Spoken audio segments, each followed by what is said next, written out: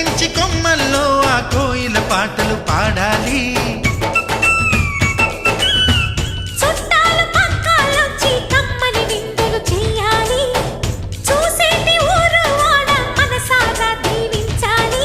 నలుగురు కలిసి చేతులు కలిపి మన కలలన్నీ పండించాలి.